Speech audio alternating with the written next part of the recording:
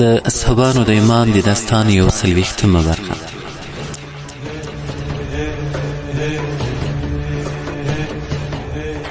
د اصحابانو د ایمان داستان، لیکوال حضرت امام الواقد الواقدی، ژباړن مولوی صدیق الله مشال، ویونکی سید جلال زاهد.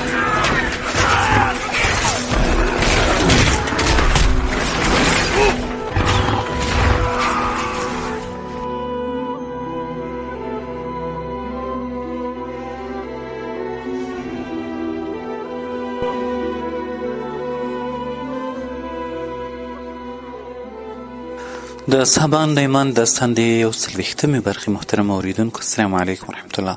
په دې هیله چې روغ جوړ، صحتمند او خوشحاله به یاست او د ژوند په ټولو چارو کې به کامیاب او بریالي یاستئ.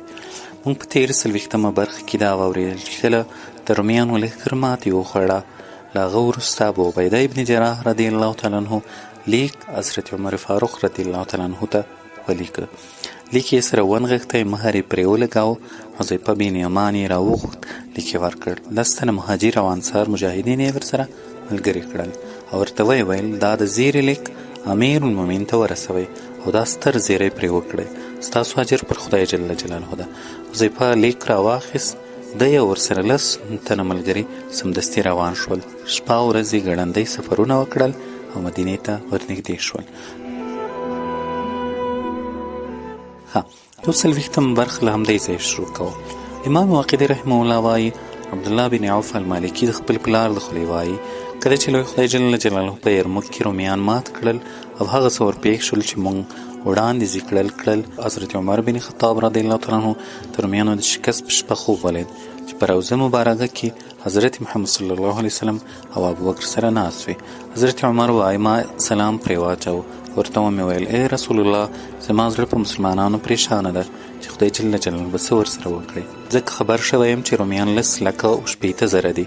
رسول الله صلی الله علیه وسلم وویل ای عمر، زیری مې در باندې خدای جل جلاله مسلمانانو ته برای ورکړ، دښمن یې مات کړ او دومره یې قتل کړل.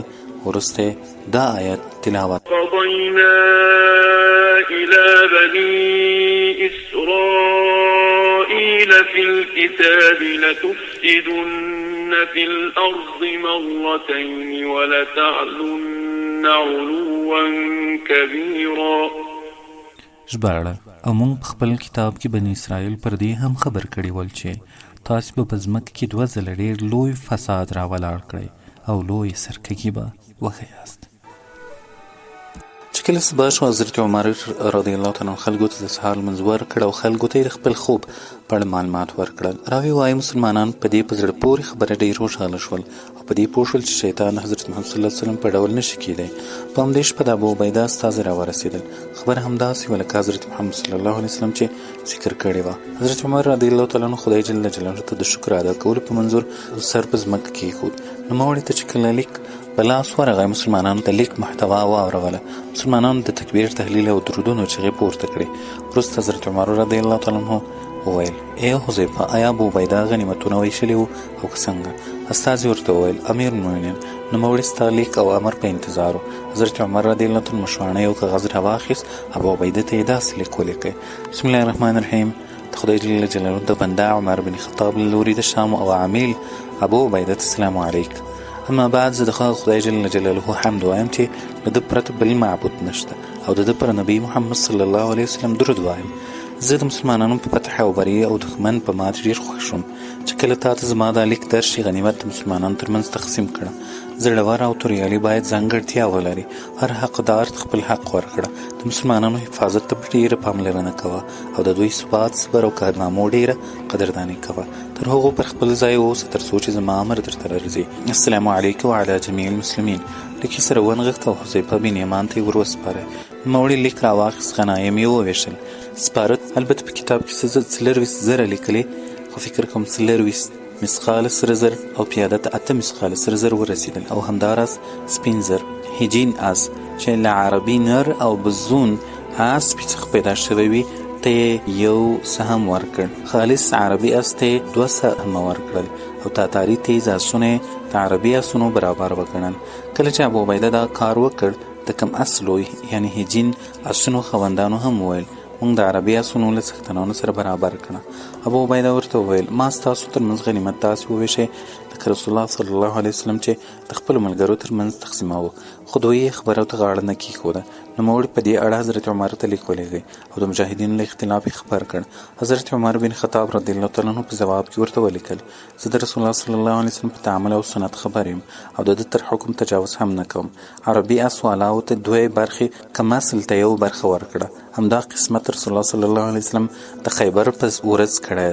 عربي ته یې 2 او هجین ته 1 برخه ورکړې. ابو عبیده ته چې کله د امیر المؤمنین لیک ورغی او مسلمانانو ته یې ولوس ویې ویل ابو عبیده نه غواړي چې له تاسو څخه یو تن ته په سپکه سترګه وګوري بلکې زه د رسول الله صلی الله علیه وسلم د طریقې مطابقت کوم. امام واقدي وایي کله چې ابو عبیده غنیمتونه پر مسلمانانو وویشل خالد بن ولید ورته ویل زه یو سړی په سپارش راوستی یم چې د ده هجین آس د عربي اسونو له جملې څخه او 2 سهمه ورکړه. ابو عبیده یې له منلو څخه ډډه وکړه او ویل قسم په خدای جل جلاله پر سر خاورې بادول ماته تر دې غوره او اسانه دي. عثمان څخه روایت شوی چې د زبیر زوی وویل زما نیکه د یرموک د پیښې پر مهال له زبیر بن عوام سره حاضر و. د موړي 2 اسونه وو. یو ورځ به پر یو او بل ورځ به پر بل سپرېدی. چې کله د غنایمو د ویش وخت راورسېدی ابو عبیده ده ته 3 سهمه ورکړل. یو د ده او 2 سهمه د اسونو. زبیر ورته ویل ته ولې له ما سره داسې معامله نه کوې لکه رسول الله صلی الله علیه وسلم چې د خیبر د پیښې پر مهال راسره کړې وه هغه مهال هم له ما سره 2 اسونه وو. رسول الله صلی الله علیه وسلم په هغه ورځ 15 سهمه راکړل. 4 زما د اسونو او 1 سهم زما و. مقداد بن عامر او ابو عبیده ته وویل زه او ته د بدر په ورځ دواړه موجود وو. یوازې له ما سره 2 اسونه وو د بل چا سره نه و. رسول الله صلی الله علیه وسلم ما ته د اسونو 2 برخې راکړې.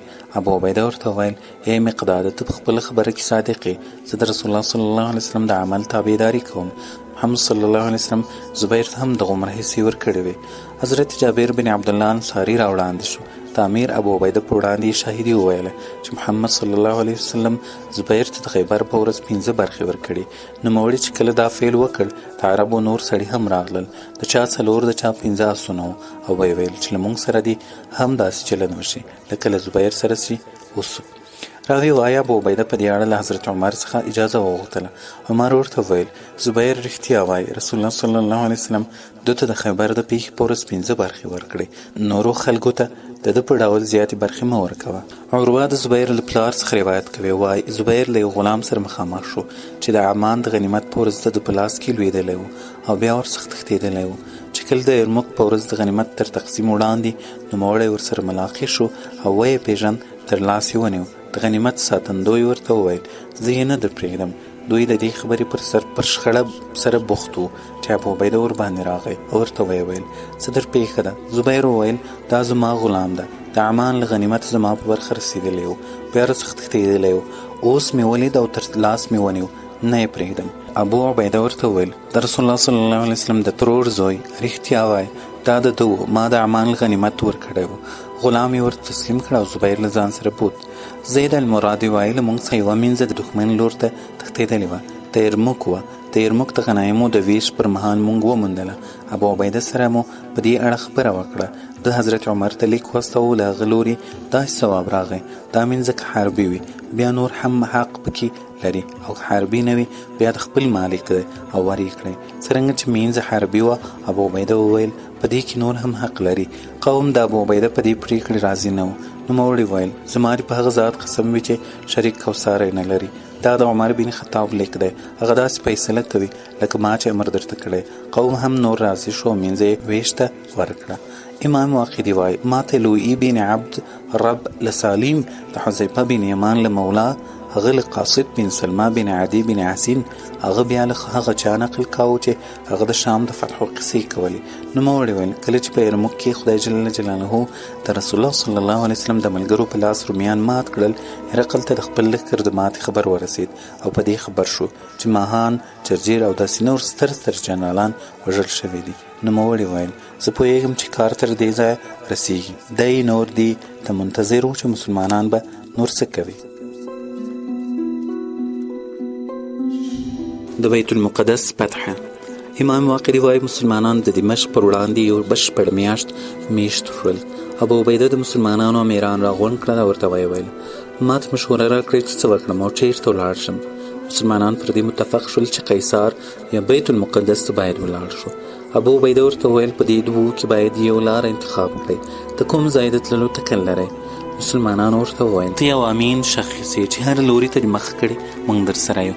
معاذ بن جبل وویل امیر المؤمنین عمر بن خطاب ته لیک ولېږه، د کوم ځای امر چې درته وکړ هلته ولاړ شه او پر خدای جل جلاله توکل وکړه. ابو عبیده ورته وویل معاذ ډېر ښه مشوره دې راکړه. نوموړي امیر المؤمنین عمر بن خطاب رضی الله تعالی عنه ته لیک واستاوه او په دې خبره یې خبر کړ چې د قیصار یا بیت المقدس ته یې د تللو قصد کړی او دې ته منتظر ده چې ته څه امر راته کوې. والسلام. لیک یې عفرجه بن نصیح النخعي ته ورکړ او د تللو امر یې ورته وکړ. نوموړي مدینې ته ولاړ، لیک یې حضرت عمر ته ورکړ.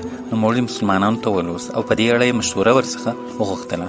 حضرت علي رضی الله تعالی عنه وویل ای امیر المؤمنین خپل عامل ته امر وکړه چې بیت المقدس ته ولاړ شي، هغه محاصره او جهاد دې ورسره وکړي.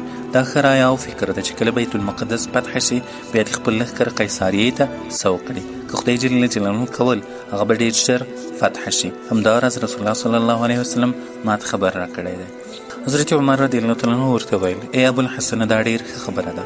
ابو عبیده ته یې له دې مشورې وروسته داسې لیک ولیکئ: بسم الله الرحمن الرحیم.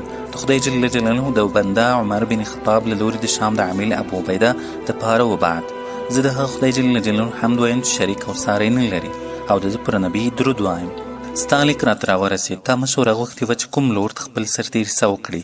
د نبي کریم صلی الله علیه وسلم د تره زوی ماته مشوره راکړه چې بیت المقدس ته دې ولاړ شي، هغه خدای جل جلاله ستاسو په لاسونو فتح کوي انشاء الله. والسلام علیکم ورحمت الله. وروسته یې لیک سره ونغښت، عرفجه ته یې ورکړ او امر یې ورته وکړ چې ګړندی سفر به کوي. نوموړي روان شو. ابو عبیده ته یې لیک په داسې وخت کې ورساوه چې په جابیه کې میشت و. لیک یې ورکړ. نوموړي مسلمانانو ته ولوست. مسلمانان بیت المقدس ته په تللو ډېر خوشحاله شول. ابو عبیده خالد بن ولید راوغوښت، بیرغ یې ورکړ، د 50,000 تنو امیر یې کړ چې ټول د ذهب سپاره جنګیالي وو او بیت المقدس ته یې د تللو امر وکړ. او ورپسې یې یزید بن ابي سفیان راوغوښت، د 50,000 تنو امیر یې کړ او بیرغ یې ورکړ او امر یې ورته وکړ چې په خالد بن ولید پسې ولاړ شه او ورته ویې ویل ای د ابو سفیان زویه، زه پر تا ډېر خیرخوا ګمان کوم چې کله د ایلیا ښار ته ورغلې هلته د تکبیر، تهلیل او درودونو لوړې او هسکې چغې وکړه. له خدای جل جلاله څخه خپل نبي پر مرتبه او هغه انبیا او صلحاو پر روی باندې د فتح غوښتنه وکړه چې په ایلیا کې دفن دي. یزید بیرغ واخیست او د بیت المقدس لور ته روان شو. ورپسې د رسول الله صلی الله علیه وسلم د وحی کاتب شرحبیل بن حسن راوغوښت. 15,000 تنه جنګیالي ورسره کړل. بیرغ یې په لاس ورکړ. د نوموړي مجاهدین یمنیانو او ورته ویې ویل بیت المقدس ته ولاړ شه، خپل سرتیري هلته داسې ځای دیره کړه چې له وړاندې تللو مجاهدینو سره ګډ شي. وروسته یې مرقال بن هشم بن عتبه بن ابي وقاص راوغوښت. بیرغ یې په لاس ورکړ. 15,000 سپاره او یو ډله پیاده مسلمانان هم ورسره کړل. د شرحبیل په تعقیب یې ولېږه او ورته ویې ویل د بیت المقدس د کلا په وړاندې واړوه، خو له خپلو نورو ملګرو لرې میشت شه. ورپسې 5م بیرغ راواخیست. مصعب بن نجیبه الفزاري ته یې ورکړ او امر یې ورته وکړ چې په خپلو ملګرو پسې ولاړ شه. نوموړي هم د 50,000 تنو مسؤل وټاکئ چې ځینې د نخع او څه نورو قبیلو. 6م بیرغ قیس بن حبیره المرادي ته ورکړ او 15,000 سپاره یې ورسره ولېږل او د دوی په تعقیب یې ولېږل. 1م بیرغ عروه بن مهلهل بن زید الخیل ته ورکړ. نوموړي هم د 50,000 تنو امیر وټاکئ. تر ټولو یې وروسته بیت المقدس ته ولېږئ. د هغه سرتېرو شمېر چې ابو عبیده بیت المقدس ته لېږلی و 15 سره مجاهدین او امیران چې 7 شپې تشکیل کړل. هره ورځ به یې یو امیر لېږئ د دې لپاره چې دښمنان په وورېږي. هره ورځ به یو امیر له لښکر سره بیت المقدس ته وروتلی او اړول به یې. تر ټولو اول یزید بن ابي سفیان بیت المقدس ته ولاړ. ده ورسره ملګرو د تکبیر نارې اوچتې کړې. کله چې د بیت المقدس خلک د تکبیر نارې واورېدې زړونه یې ورپېدل، اندامونه یې ولړزېدل، د ښار پر کلا راپورته شول. خو کله چې د مسلمانانو قلت محسوس کړل ډېر لږ ورته څرګند شول او دا یې ګمان شو چې ټول مسلمانان به همدا وي. یزید بن ابي سفیان او ورسره ملګري د اریحا د دروازې په وړاندې میشت شول. 2مه ورځ شرحبیل بن حسن وکوتید. 3مه ورځ مرقال. 4مه ورځ مصعب بن نجیبه الفزاري. 5مه ورځ قیس بن حبیره. 6مه ورځ عروه بن مهلهل بن زید الخلیل وکوچید او درمله لارې ته څیرمه یې واړول. عبدالله بن عمیر بن ربیعه الغطفانی وایي د مسلمانانو هر امیر چې په بیت المقدس ته ورغی د خپل وس په اندازه به یې تکبیرونه درودونه ویل او د بري او نصرت دعاوې به یې کولې. راوی وایي کله چې انتخاب شوي لښکرې وکوچېدې حضرت ابو عبیده او خالد بن ولید له یوې اندازې مسلمانانو میرمنو کوچنیانو څارویو او د غنیمت له هغه شیانو سره پاتې شول چې خدای جل جلاله پر مسلمانانو مرحمت کړی و. راوی وایي اسلامي لښکرې چې کله د بیت المقدس شاوخوا ته 3 ورځې تېروي نه د مبارزې او جګړې دپاره څوک ورته راووتلی او نه یو استازی د ارتباط دپاره ورته راغی بلکې د کلا د دیوالو په سرونو یې منجنیقونه تورې ډالونه او نور شیان نصب کړل. مصیب بن نجیب الفزاري وایي موږ د شام په ټولو ښارونو کې تر بیت المقدس ښایسته او محکم ځای نه دی لیدلی. موږ چې به هر قوم ته ورغلو پر هغه به ویره حکیمه شوه. زموږ هیبت او دبدبه ورباندې پرته وه. یو د بیت المقدس له خلکو پرته چې موږ هلته 3 شپې اړولې وو هېڅ چا خبره راسره ونه کړه له دې پرته چې پیرې یې سختې کړې او تیاری یې ونیو. چې کله 4مه ورځ شوه یو صحرایي سړی شرحبیل بن حسنه ته وویل ای امیره داسې بریښي لکه دا قوم چې کوڼ وي اوري نه او یا ګونګیان وي خبرې نه کوي او یا ړانده دي ویني نه راځئ چې برید پرې وکړو. چې کله 5مه ورځ شوه مسلمانانو د سهار لمونځ ادا کړ. د امیرانو له ډلې اول کس یزید بن ابي سفیان و چې د بیت المقدس له خلکو سره د خبرو اترو دپاره ورغی. نوموړي خپل ځان په حوصله ښه سنبال کړی او د بیت المقدس د کلا دیواله ته ورنږدې شو. له ځان یو ترجمان هم بیولی و چې د زه خبرې د رومیانو ته ترجمه کولې. د کلا د دیوال پر وړاندې داسې ودرېد چې دوی خبرې اورېدې. د خپل ترجمان ته وویل ته ورته ووایه چې د عربو امیر تاسو ته وایي چې تاسو د حق کلمې یعنی لا اله الا الله محمد رسول الله په منلو کې څه وایاست چې د دې په منلو سره لوی خدای جل جلاله ستاسو تېرې ګناهې معافوي او وینې مو خوندي کوي او که دا نه ومنئ بیا د خپل ښار په اړه داسې سوله راسره وکړئ لکه له تاسو پرته نورو ښارونو والاو چې راسره کړي او هغه تر تاسو ډېر پیاوړ مجهز و او که دې 2 خبرو ته غاړه نه ږدئ بیا جګړه در سره کیدونکې ده او ځای به مو دوزخ وي. راوی وایي ترجمان دوی ته ورغی او ورته ویې ویل په تاسو کې د خطاب وړ څوک دی؟ یو قص یا یهودي مذهبي عالم چې اوس غمزینه چپینې اغوستې وویل زه خبرې در سره کوم تاسو څه اراده لرئ؟ ترجمان ورته وویل د عربو امیر داسې او داسې وایي تاسې په 3 خبرو کې د یوې د منلو بلنه درکوئ یا په اسلام کې داخلیږئ یا به جزیه ورکوئ او یا به زموږ ترمنځ پرېکړه په توره سره کیږي. راوی وایي یهودي مذهبي عالم د ترجمان خبره خپلو خلکو ته وکړه. دوی د کفر د کلمو په ویلو سره شور جوړ کړ او ویې ویل موږ د عزت له دې نه هېڅکله نه اوړو موږ ته قتل تر دې ډېر اسانه ده چې له دې نه اوړو. ترجمان دا خبره یې ضد ته وکړه. نوموړی راغی او د اسلامي لښکر امیرانو ته خپل غلیم خبره وکړه او ورته ویې ویل تاسو نور د څه انتظار ورته کوئ؟ دوی ورته ویل موږ ته امیر ابو عبیده د جنگ امر نه دی کړی بلکې راته ویلی دي چې د دوی په وړاندې واړوه. امیر ابو عبیده ته به لیک واستو کې د جګړې امر راته وکړ برید به پرې وکړو. یزید بن ابي سفیان امیر ابو عبیده ته لیک واستو د بیت المقدس خلکو په ځواب یې خبر کړ او ورڅخه یې وغوښتل چې ته څه امر راته کوې؟ امیر ابو عبیده په ځواب کې ورته ولیکل تاسو برید پرې وکړئ او ورته ویې لیکل چې د لیک په تعقیب زه هم د راتلونکی یم. مسلمانانو چې کله د امیر ابو عبیده په لیک خبر شول ډېر خوښ شول او د سبا انتظار یې یوست. امام واقعي وایي ما ته دا خبره رسېدلې ده چې مسلمانانو دا شپه داسې تېره کړه لکه د یو راتلونکي د انتظار شیبې چې څاري ځکه دوی د بیت المقدس له خلکو سره په جګړه ډېر خوښ وو. هر امیر د دې اراده درلوده چې خدای جل جلاله بیت المقدس د ده په لاس فتح کړي هلته به خدای جل جلاله ته لمنځونه وکړي د انبیاو اثار به وویني. کله چې سپېدې راوچاودېدې اذان وشو خلکو د سهار لمونځ ادا کړ. یزید بن ابي سفیان په لمانځه کې دا آیات قرات يا قوم ادخلوا الأرض المقدسة التي كتب الله لكم ولا ترتدوا على أدباركم فتنقلبوا خاسرين. ژباړه ای قومه هغه سپېڅلې ځمکې ته ننوځئ چې الله جل جلاله ستاسې لپاره لیکلې ده پر شا مه اړوئ که نه نو ناکام او نامراده به وګرځئ. داسې ویل کېږي چې په دې سهار خدای جل جلاله د ټولو امیرانو پر ژبه د آیات جاري کړ. لمونځ ادا شو د جګړې تیاری وشو چغې راپورته شوې او امر وشو چې پر آسونو سپاره شي. اول ځل چې د جګړې میدان ته وړاندې شول هغه د حمیر قبیلې او د یمن اوسیدونکي وو. صحابه جګړې ته داسې په شوق راووتل لکه وایي زمریان چې ښکار ته بیړنی ښکاري. د بیت المقدس خلکو چې کله دوی ته وکتل چې دوی جګړې ته راوړاندې شول پر مسلمانانو یې د خشو برید پیل کړ. داسې غشې اورېدل لکه د ملخانو سیل. مسلمانانو د ډالونو په توسط له ځانه یې څارول. له سهار تر ماښامه جګړه سخته شروع وه. په رومیانو کې نه ویره نه شکست څرګند شو او د مسلمانانو ته دا تمه پیدا شو چې د دوی ښار دي فتح کړي. چې کله لمر ولید خلک بیرته راوګرځېدل. مسلمانانو فرض لمونځ ادا کړ، په خپلو کارونو او د ماښام د ډوډۍ په تیارولو بوخت شول. چې کله له خپلو کارونو څخه ارام شول ورونه یې بل کړل. چا لمنځونه، چا تلاوتونه او چا خدای جل جلاله ته تضرع او عاجزي کوله او ځینې بیا د جګړې له ستومانۍ څخه ویده شول او ارام یې وکړ. چې کله سهار شو مسلمانان د خدای جل جلاله په ذکر ثناو پر محمد صلی الله علیه وسلم باندې په درودونو ویلو مشغول شول. غشې ویشتونکي مجاهدین راوړاندې شول په داسې حال کې چې خدای جل جلاله ذکر یې کاوه. غشې یې ویشتل، خدای جل جلاله ته یې تضرع او زارۍ کم کولې.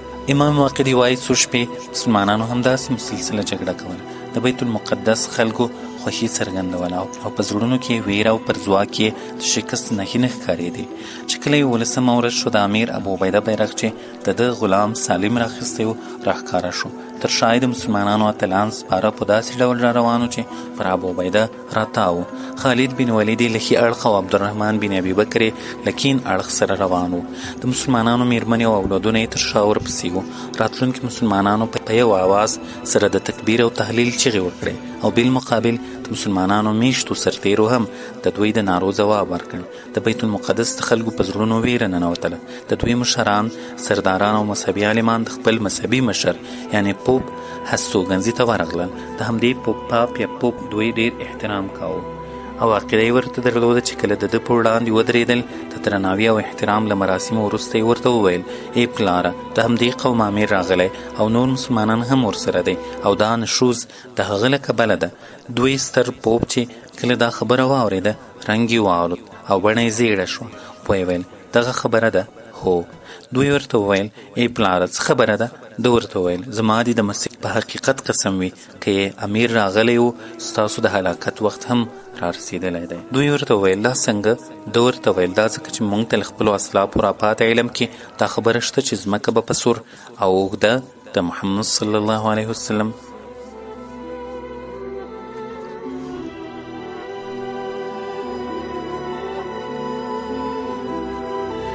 د اصحابانو د ایمان د داستان د 140مې برخې محترم اوریدونکو دا وه د موږ نننۍ برخې. تر بیا مو په الله سپارم ښې چارې. السلام علیکم ورحمة الله وبرکاته.